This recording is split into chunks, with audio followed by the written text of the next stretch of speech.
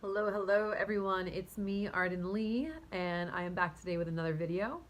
This is my assistant, Virgil, who was putting his nose all in the camera before I got started, so I moved him over to my lap. I'm not sure he wants to stay, though. Do you want to stay for the video, or do you want to go?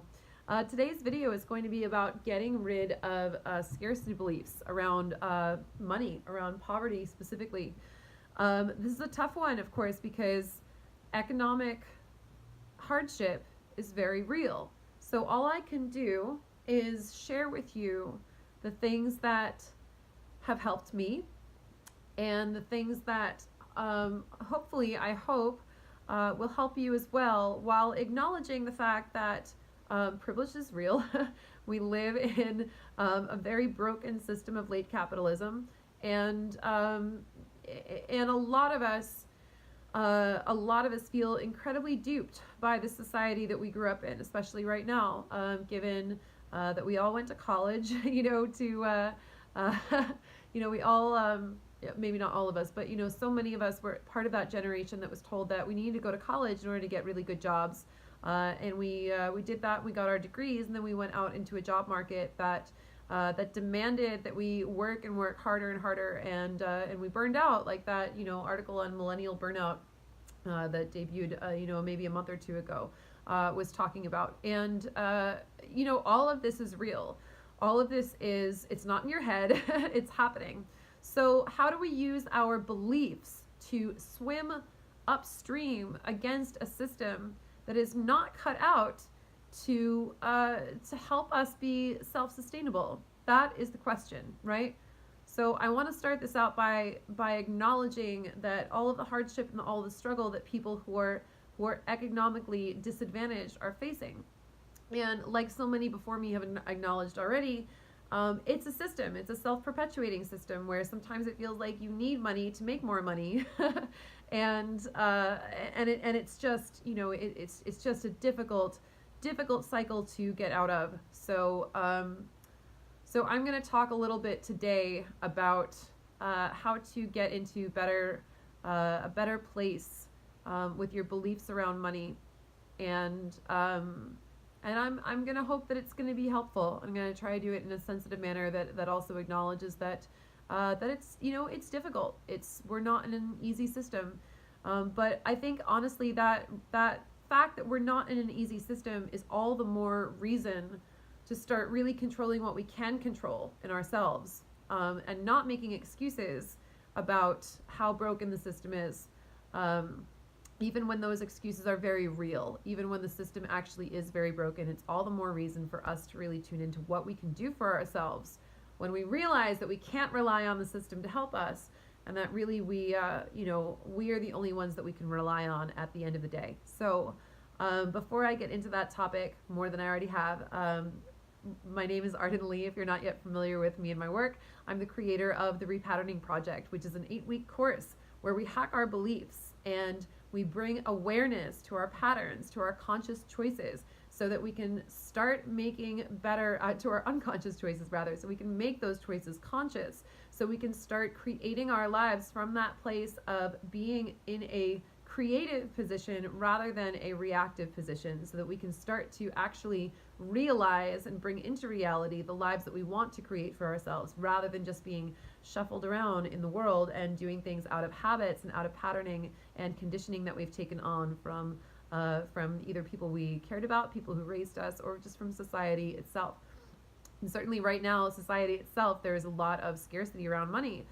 There are issues that need to be solved. Absolutely, we want to advocate for that at a governmental level as well, but we also don't want to wait for the world to change, unlike John Mayer, before we start taking creative power, taking our own creative power back, and start fashioning lives that are suitable for us. So I aim to help people with that. So if that sounds like something that you're interested in, go ahead and check out the description box. I have a link to a free PDF guide about the Repatterning Project.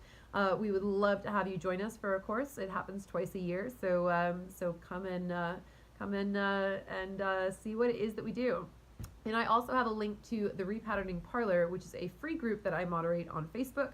So even if you're facing a ton of economic hardship, if you have a Facebook account, you can come and join for free, and you can get access to all these videos. So and also, of course, I would love to invite you to subscribe to my channel and or like my page, depending on which platform you are viewing this on. So hopefully that covers everything. Now let's get into the subject at hand. So we've already covered the fact that we live in a time of economic hardship that is really difficult for people to deal with, and any stories around that, are quite likely coming from a place of reality. That's coming from a place of truth. It's not just about, there's so many people who teach belief hacking who really are unsympathetic to the realities that people are facing. And, I think we read about it every day. I love reading those articles, particularly on the millennial generation, of which I belong to, about how how sideswiped we were, you guys. How duped we were by a world that told us, yeah, go to college and accrue all this debt, and it's gonna be worth it in the long run. And then of course, then we came out into this world that just wants us to work in the gig economy, that doesn't want to take care of us, that wants to just exploit us for our hours and our labor. We're going down this really rough path. That is for real. There is an upside to this. The upside is that we now have more and more freedom to make money for ourselves in more ways than were ever possible before. And what do I mean by that? By that I mean that there are platforms out there like YouTube, like Etsy, like Facebook, like there's even PayPal and Venmo. It used to be much more difficult to even to collect payments from people for things. And now there are all these platforms that are set up that really allow us, if we tap into our power, to exchange our value for value in return, right?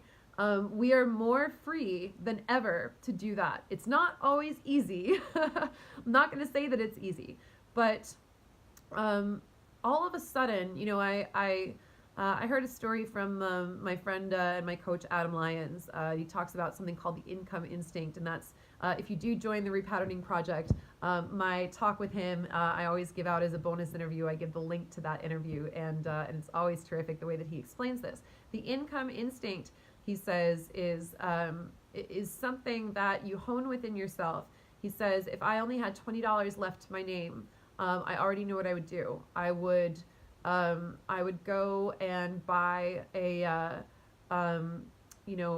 24 pack of water bottles, and I would sell them on the street, somewhere where it's hot, on a hot day or whatever, and I would sell them for $1 each, and that way I would make back that money. I would make more of that, and I would go and I would do it again, and I would keep increasing my income. I would use that 20, even though if I was down to only $20, I would take that $20 and somehow I would make it into more by using my sales, my persuasion techniques, to get people to buy this bottle of water or whatever, to go where it's going to be necessary. I understand that, that for many people that may be a metaphor. Maybe you live somewhere where it's never hot out, or it's not hot out when you're poor, and so selling bottled water doesn't sound like a viable solution. But what could you do to take your last $20 and turn that into $40, right? What if you're thinking in that means already, then you're already accessing that point. And he told this story about just being able to see money kind of just everywhere where it exists or whatever. And the next day I thought of some cute, clever phrase or something that, I don't know, I posted on Facebook. It was cute, and someone was like, you should make that into a t-shirt, and haha, whatever. And a friend of mine linked me to the Teespring platform, where you can put a saying on a shirt and put it up for sale, and naturally they take the cost out of it and they take a percentage. That's how Teespring itself makes money. But you can make money just selling t-shirts, just by uploading your, saying, your phrase, or your graphic art or whatever. They even have clip art that you can choose from. And all of a sudden I was like, I had this click for me. I was like, oh, money is actually everywhere. I just have to create things that people want. And there's so many platforms for me to do this on already. Amazon, for example, allows you to self-publish books, right? You can, if you have time. That's another thing Adam said he would do. He was like, if I was at a point where I had absolutely no money, I would go to the public library every day and I would write a book on Amazon and I would put it up on Amazon, and that's how I would start collecting more passive income, right? So self-publishing a book is no longer as difficult as it used to be. Exchanging services, right? Coaching now happens over Skype, over Zoom. Everyone is entering the coaching industry, you guys, because there's this huge coaching boom because everyone thinks that they can just kind of do it in their free time. Now, I have my own opinions about that I'll probably save for another video, because certainly you want to make sure that you're qualified to give the services that you're offering. But I guarantee you, whoever you are, whatever it is that your own skill sets are, that your own talents are, you have something of value to give to someone. And you're able to ask for more money in exchange for that value. So it's about really tapping into your gifts and being able to ask to be compensated. Now, of course, we have a ton of beliefs about what our services are worth, what our value is worth. I can't believe, you guys, that just a year ago, I was teaching a 6-week course in magic and manifestation that I charged $97 for. You know, why did I charge $97 for a whole 6-week course? Well, at the time, I was going to classes at the Green Man, which I love. They're an amazing establishment, and their classes were, you know, about like $20 each for an in-person class. And I was like, well, theirs is in-person. They have more overhead than I do, and mine are online. Who am I to charge more for what I'm teaching, especially when this place is more well established and their teachers are older and probably more experienced than I am.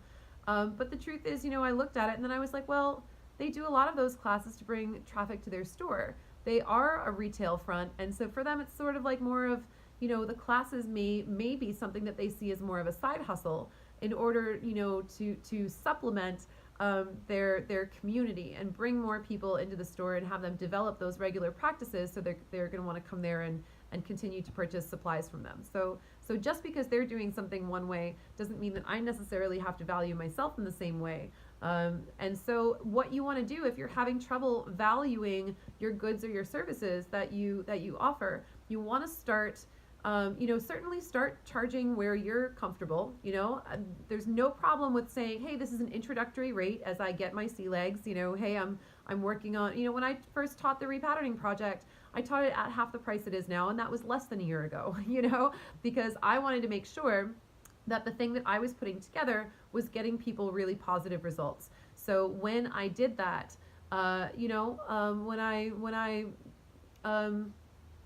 put all of that together, yeah, I charged somewhere that was maybe a bit of a stretch for me at the time. It was still, you know, honoring my comfort zone, so I could get testimonials, so I could get feedback, so that I could figure out, you know, exactly, you know, make sure that I knew what I was doing. But then you want to start trading up from there, you know?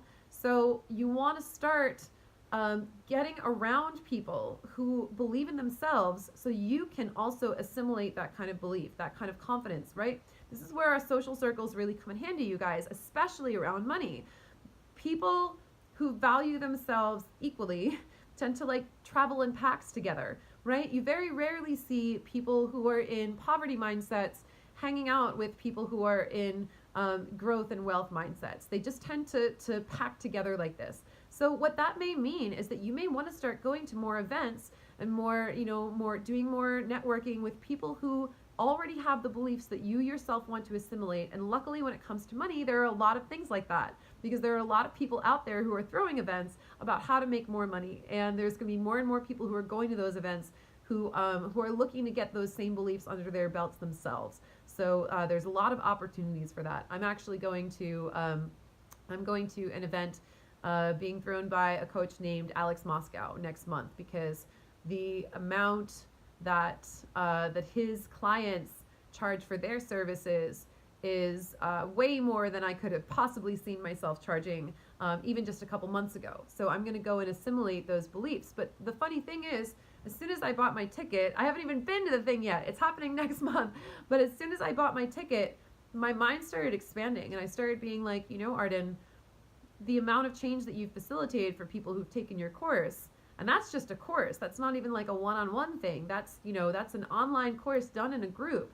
You know, you're not other than the group calls that you offer, where you know, help people, you know, you're able to hold space for people who are bringing their issues to that group call.